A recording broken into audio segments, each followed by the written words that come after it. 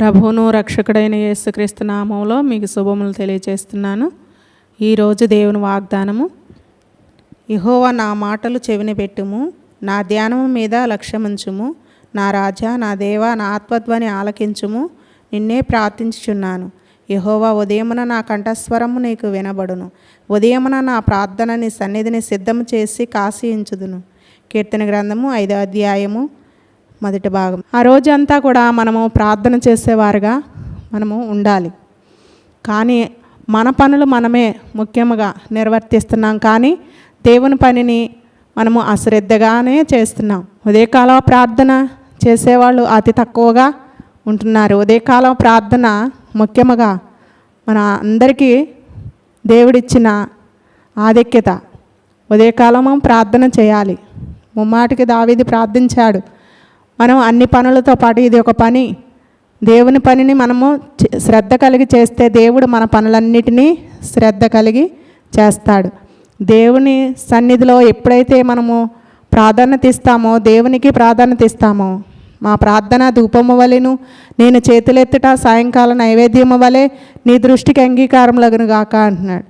మరి ప్రార్థన ఆలకించి మనకి ప్రతిఫలము దేవుడు ప్రతిదినము అనుక్షణం కూడా మనకి అనుగ్రహిస్తాడు. కానీ మనం ఎంత శ్రద్ధ చూపిస్తున్నామో దేవుని కార్యాలకి, దేవుని పట్ల ఎంత ప్రార్థన చేస్తున్నామో, ఆయన మాటల యందు మనం ఎంత లక్ష్యం ఉంచుచున్నాం, దేవుడు మన శ్రద్ధని, మన భక్తిని ఆయన చూస్తున్నాడు.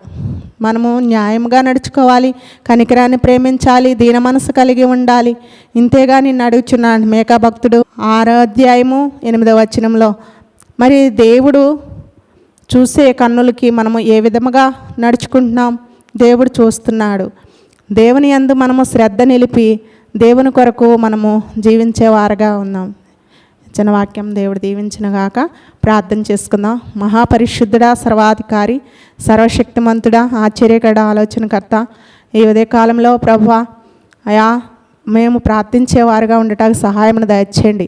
మా ప్రార్థన ధూపము వలె నీ చేతులు ఎత్తుట సాయంకాలం నైవేద్యం వలె నీ దృష్టికి అంగీకారం లగును గాక అంటున్నాడు భక్తుడు. మీరు నీ చిత్తానుసారంగా మేము ప్రార్థించేవారుగా, నీ చిత్తానికి మేము అప్పగించుకునేవారుగా ఉండటానికి సహాయాన్ని దయచేయండి. మీరే దర్శించి ప్రతి ఒక్క కుటుంబాన్ని ఆదరించండి, మీరు బలపరచండి. ముఖ్యంగా ప్రాధాన్యత ఇవ్వడానికి నాయన బిడ్డలను మీరు మేల్కొల్పండి, సహాయం దయచేయండి.